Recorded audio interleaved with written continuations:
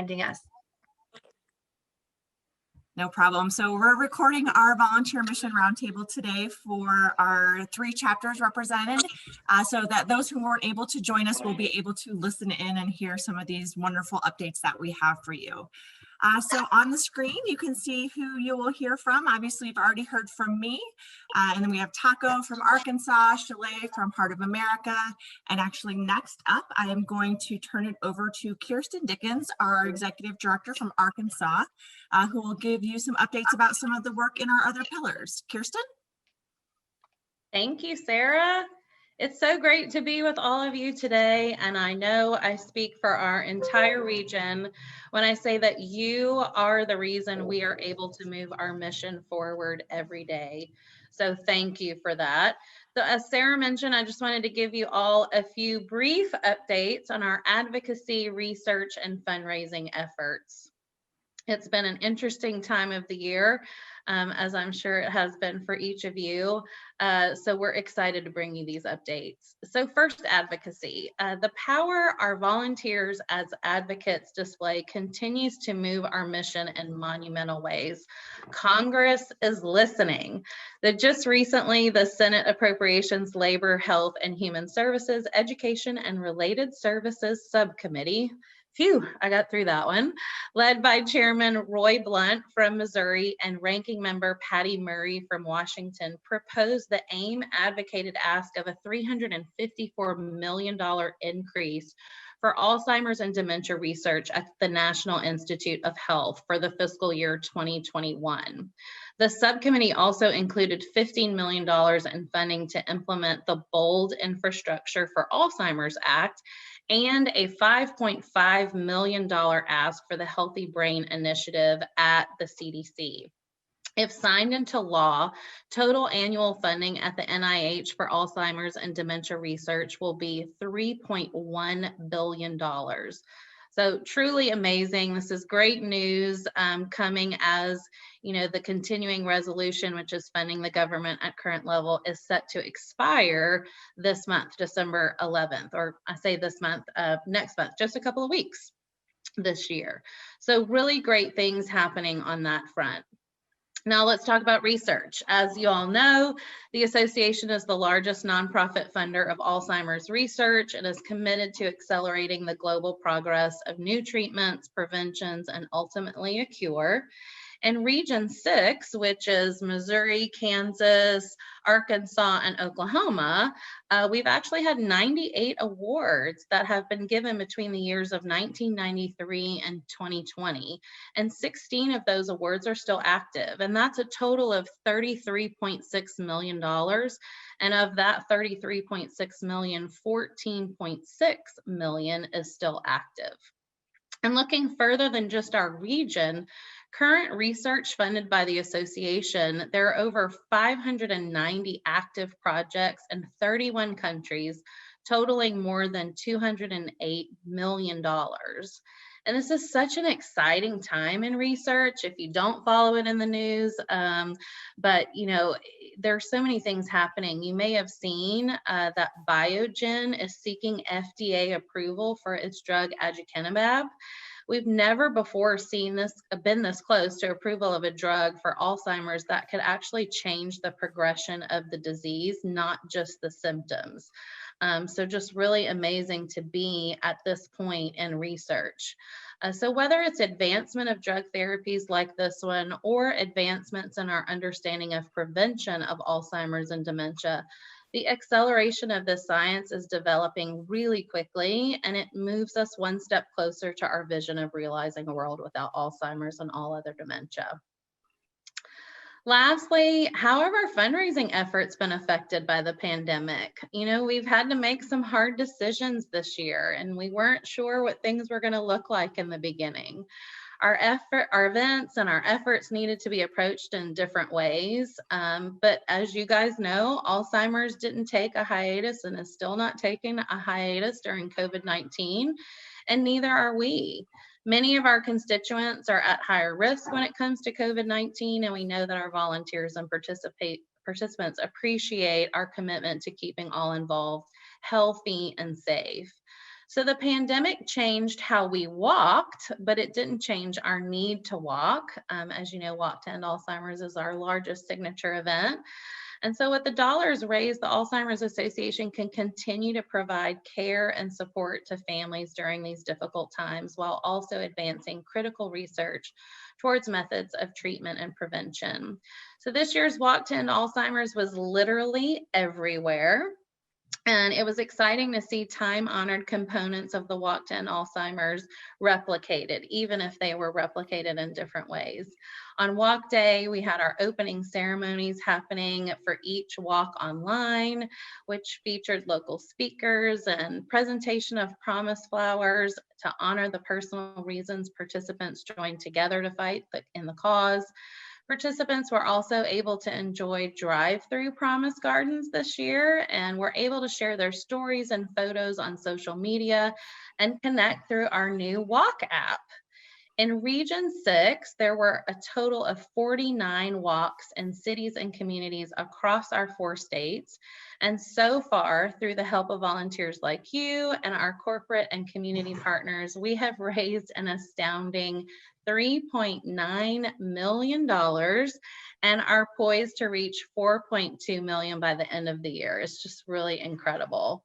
It's so exciting to see the continued dedication and support for our cause. And if you haven't joined just yet, it's not too late. We're still continuing to raise awareness and funds through the walk until the end of the year. So don't hesitate to reach out to your local staff partner for help. So next slide, please. The Alzheimer's Association really applauds all of our volunteers nationwide who continue to step up and lean in right now at this critical time to assure our communities that they're not alone. We're deeply grateful to each one of you, and we want you to realize that you're part of a huge movement of volunteers across the country that demonstrate through the power of many that our mission continues even during a global pandemic. Today, we wanted to highlight 3 of our volunteers in the region who are doing great work, and hopefully you can see their pictures up there on the slide. So first, Mandy Becker, she's a volunteer with the Heart of America chapter and Northeast Kansas office. Mandy has been an Alzheimer's Association volunteer for close to 10 years and has worked with individuals living with dementia for 11. She is currently a support group leader for Heart of America's support group for individuals with a loved one in a care facility and a community educator for the Northeast Kansas regional office that serves the state capital and a large rural area. She has been instrumental in increasing reach to an increase of 55% from the previous year in this area of Kansas. Wow, congratulations. We cannot thank her enough for the work she is currently doing as a nurse and administrator on the front lines of the COVID-19 pandemic and as an Alzheimer's Association volunteer. Thank you so much, Mandy. Next, Anna Harris from our own Arkansas chapter. Anna is one of our support group facilitators here in Arkansas. And Anna shared a quote with us that she wanted us to share with you today, highlighting her motivation for partnering with us. Anna says, "Caregivers and care partners will always hold a special place in my heart. As an occupational therapist, I always strive to find ways to support the whole system. I continually challenge myself to collaborate with caregivers in order to find personally meaningful and purposeful ways to incorporate engagement that decreases stress, does not add another layer of work to their plate, and enhances quality of life for all involved. It's been a gift to partner with the Alzheimer's Association and co-facilitate the Rogers Caregiver Support Group. It has provided me with the ability to continue my passion to support many amazing caregivers in great need by simply lending an ear or a shoulder to lean on." We're so grateful to have Anna. Thank you so much. And last but not least, we want to highlight Brenda Gurung. I hope I pronounced your last name correctly, Brenda. Brenda is a community educator with the Greater Missouri chapter and came to them after serving in the Colorado chapter. We love it when people continue that service from chapter to chapter. Brenda has worked in senior living for almost 12 years and loves the hope, possibility, and connection within the dementia journey. While she lives in Colorado, her parents live in Missouri, where she's volunteering in honor of them. When asked what she loves about being a community educator, she says, "It's wonderful to be able to share insights and tips to better connect, and I love cultivating a space where participants can engage together. We become a little community over our session, and I always take away awesome nuggets from participants." Oh, I just love hearing that. Recently, Brenda celebrated leading her 100th class with the Alzheimer's Association. So amazing. And on average, her programs attract 14 people. Wow, thank you to all three of these special volunteers and for each one of you for partnering with us every day. All right, now I think I'm going to turn it over to Shalay. Hi, good afternoon. I have to tell you, it's a shot in the arm to every single one of us on staff to see all your faces and to have you join us this evening. And we're excited to share with you not only those updates, thank you, Kirsten, but also the impact that you as a volunteer are doing for our families across the region. Here you'll see the slide on our care and support goals. We know our program volunteers have been incredibly resilient during this crazy time of COVID and in our virtual space, and you have helped us to continue to achieve and reach families during this pandemic. Some of you have learned new skills. Some of you even stretched to new opportunities and stretched some new muscles around that, and we appreciate your flexibility to that. We want to provide today, though, a quick snapshot of how we're doing in our care and support or program world and what we're planning for the future. And so I'm going to share how you've contributed to that. To set the framework, our roadmap for the Alzheimer's Association work is around our strategic plan, which the board has created at the national level with goals and objectives as an organization. In our program care and support pillar, of those 6 pillars of that plan, we have 2 goals: to increase our access to a timely diagnosis and quality care through health systems and long-term care providers and community-based providers. And then we also want to increase our reach of care and support services through direct services, such as care consults, our helpline, and with community partners and volunteer-powered delivery.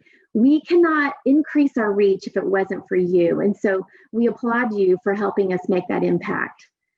Some things around that I want to share is that nationwide, we are looking to improve diagnosis and early detection with some new things that are coming down the pike. And in the future, we'll be sharing those as continued updates come out.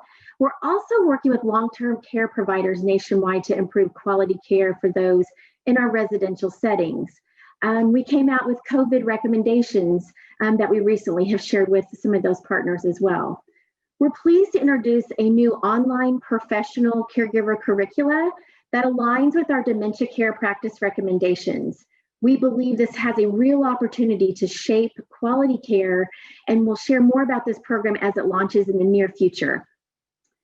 But what you do every day, what you do is focused on expanding the reach of our programs, and we cannot do that without you, the volunteers. So let me share some of our regional data to show you the impact you've made.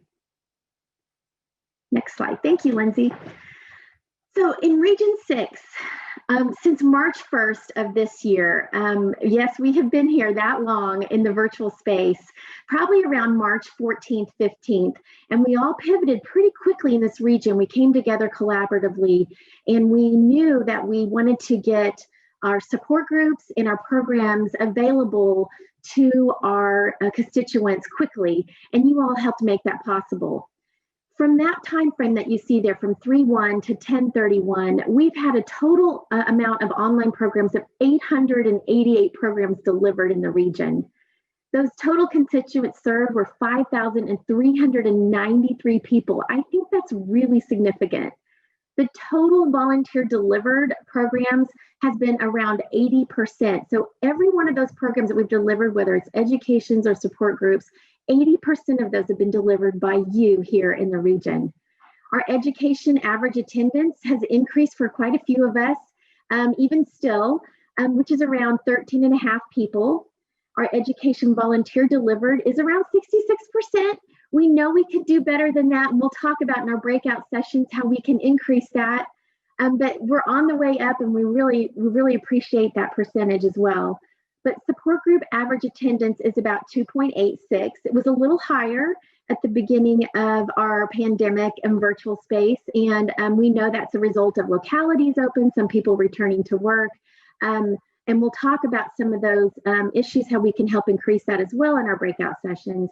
And then our support group volunteer delivered. I think this is really to applaud you. 95% of our support groups are delivered by you, our volunteers.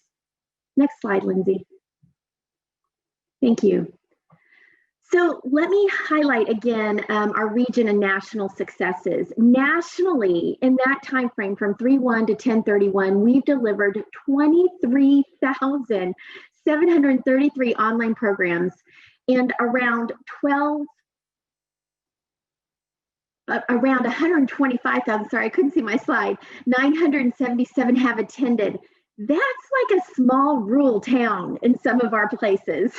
I think that's absolutely an incredible reach that we've done nationally. And you all have contributed to that. Again, regionally, 888 online programs and over 5,000 people have attended those. And we've contributed to that number, as you can see there. Again, our online programs nationally have been delivered around 84% by our volunteers. So everything we're doing here in this region and that you're hearing from us today, other volunteers around the national chapters are hearing this as well.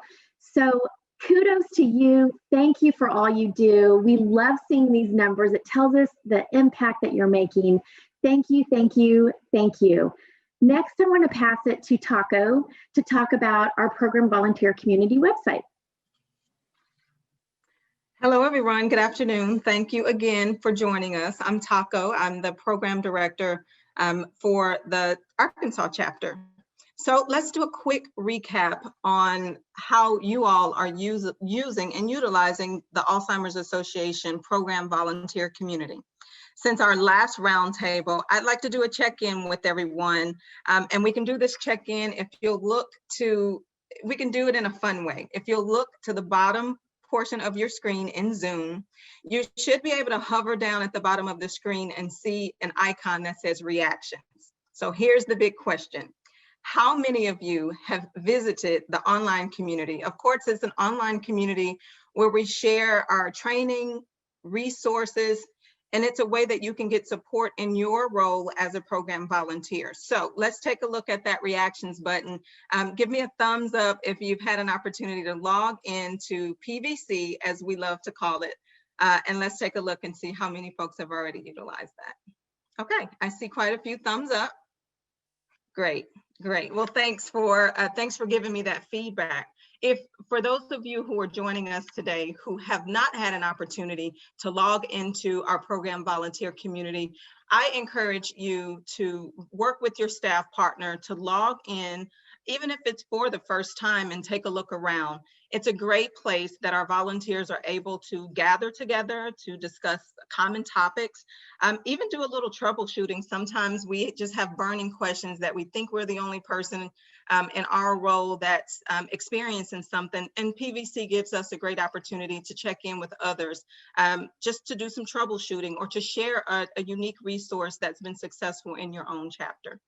Don't forget, PVC is also the tool that you will need to use to submit your confidentiality forms, your conflict of interest forms. And for those who may be new program volunteers joining us, it is also the place that you can easily submit your request to have your background check done. So one of the things we're going to ask you to do, we won't ask you to do it now, but certainly after we end today's program, just make a commitment to log into PVC.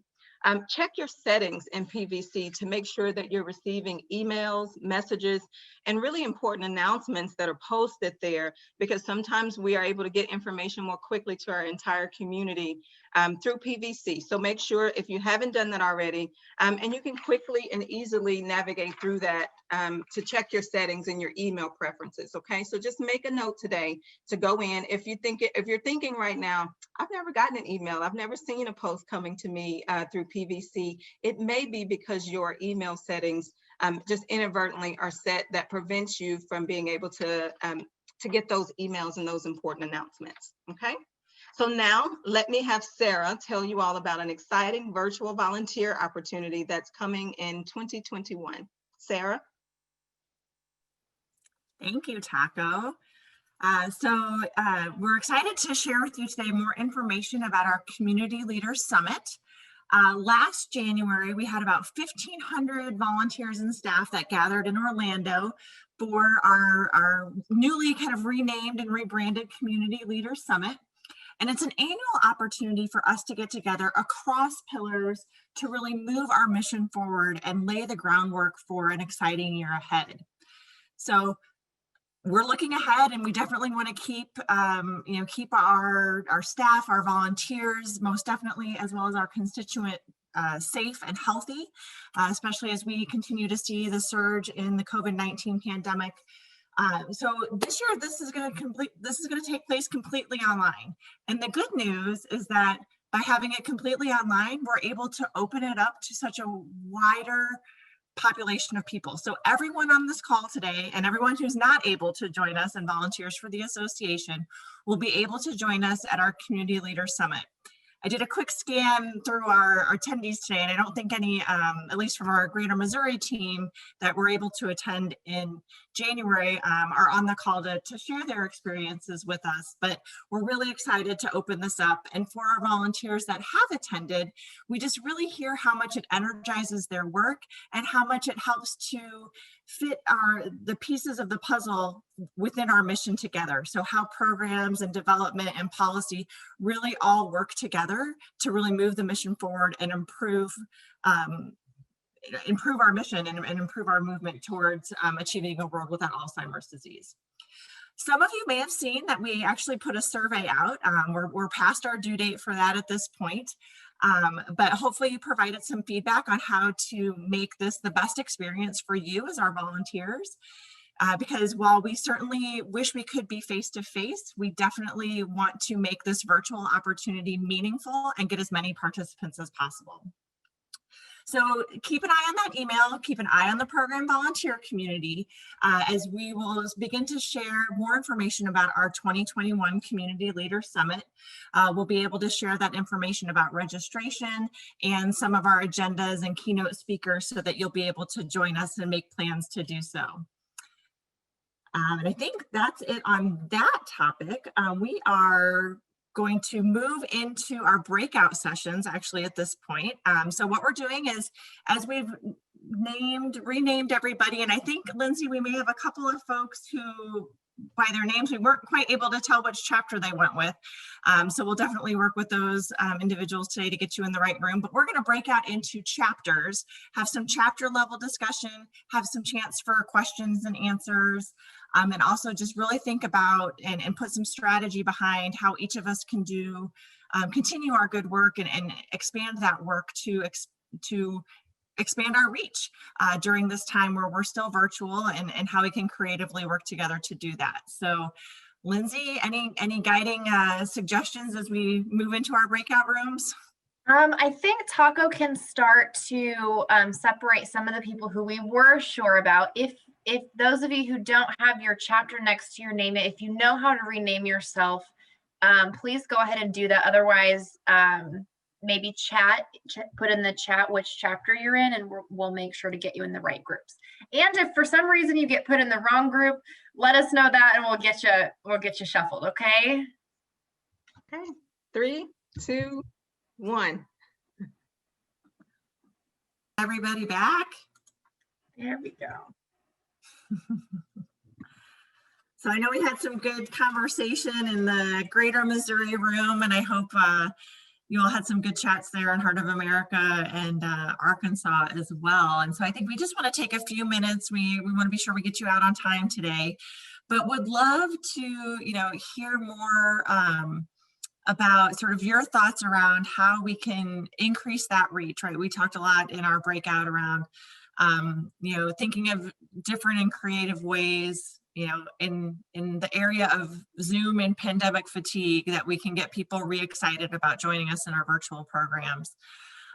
So would love to see in the chat some of the key discussion points or ideas that you've had that maybe you weren't able to share on how your ideas for increasing that reach, or organizations you're hoping to reach out to as a result of our conversation today.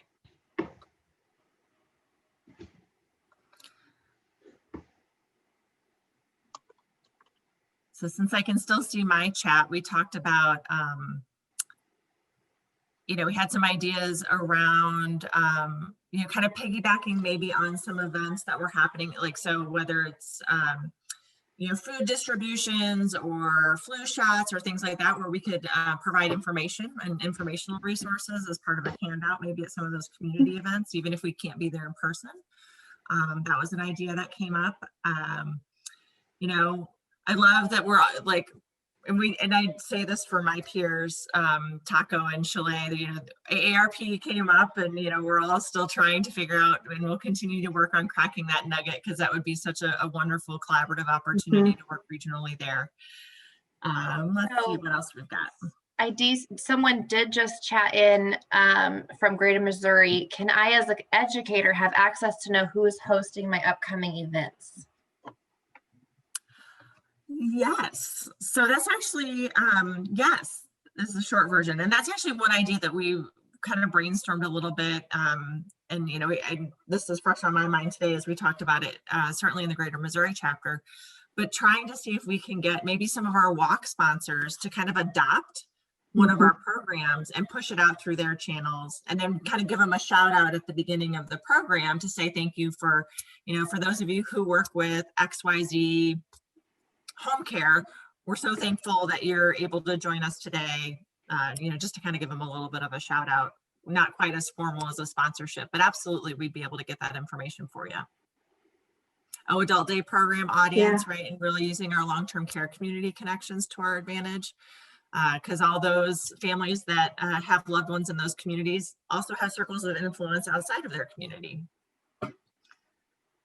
So I would think every idea is a welcome idea, as we're really looking to be innovative and creative. And so if you see something that's, again, and in maybe your faith community, something that seems to catch your eye, that looks really fun, that maybe we could mimic and adapt to our messaging, lift it up and let us know. We, as program directors across the region, talk twice a month, I think, currently, and share ideas and best practices. And certainly when we have that feedback from our volunteers, it's so much more valuable, because you're really on the ground and in the community and know what is going to work for the community and those you're trying to serve. So 2 more quick things. So I kind of wanted to remind you, I know last time we talked, and if we can move to the next slide, we talked about one of the key ways to really expand our reach is really through this circle of influence. And it's something we revisit as a team constantly to see where we have new opportunities, new activities, new linkages in which we can use our circle of influence, or as we meet new people. I just talked to a gentleman today who has a very different sphere of influence than I do, and really thinking about how I can tap into his sphere to draw others to our program. So we will continue to really think about this. And as you think about the 3 organizations that you're going to try to share support group information with, or an upcoming program, think about that sphere of influence and all those places that you touch that you'd be able to give that message to. And again, I know I said it in our group, and just to reiterate, if it did or didn't come up for Taco and Chalet in your groups, we want to provide you with the resources to make this easy. Is it a graphic? Is it a flyer? Is it a drop-in for a newsletter? We're happy to work with you on providing those those tools. If you could help us get those tools out into other organizations to help us do that. And last but not least, again, we were so happy that you were here with us today. Hopefully we can get more volunteers with us the next time. You know, we're again kind of playing, I don't know about you guys, but my calendar this week has been insane as we get to the pre-Thanksgiving holiday week. So I'm sure that that was the case for some of our volunteer peers as well.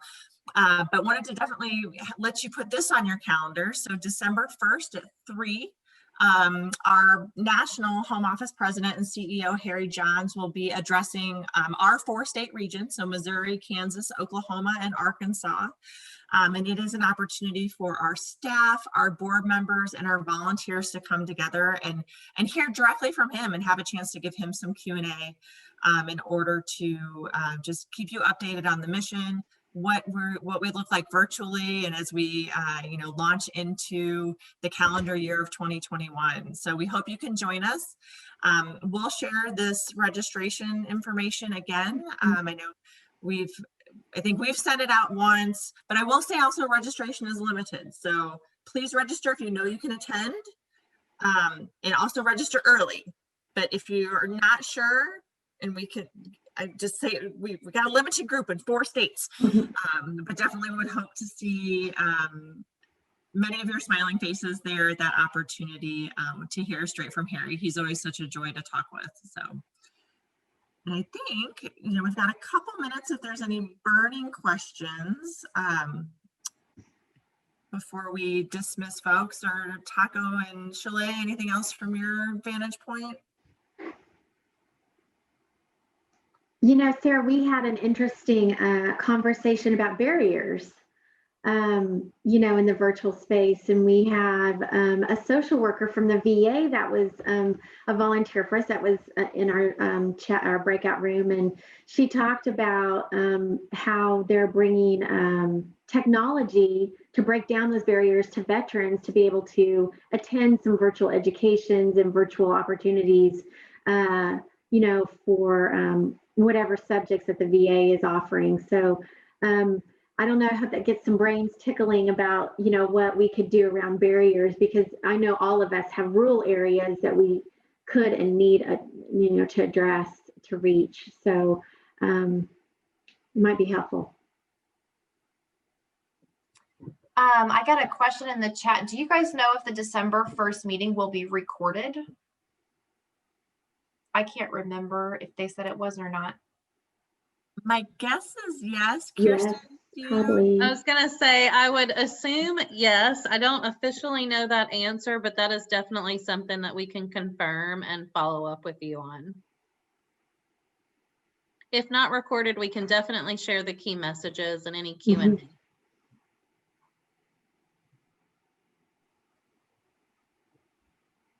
Awesome. Well, good. I think folks might be getting hungry for their evening Dinner. meal. I can smell mine cooking. So advantages of working at home, right? Or we've had some of our colleagues call it living at work. So depending on the day, we're working at home or living at work. But definitely want to get you guys out on time as promised. So wonderful to see smiling faces today, and reconnect with you, our volunteers, and we'll definitely keep putting things like this on the calendar. We'll do some chapter specific, we'll do some with our other chapters across the country, and just continue to share the good work.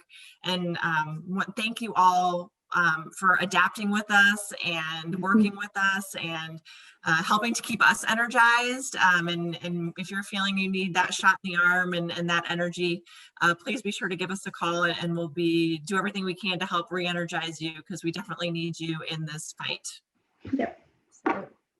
All right. Well, thank you all. Thank you, everyone. Lindsay for running tech behind the scenes, and Megan did a little bit that for us too. So, and Taco for getting us all set up. I know the tech side's not easy, so thank you all for that work. And Kirsten, thank you for sharing your evening with us.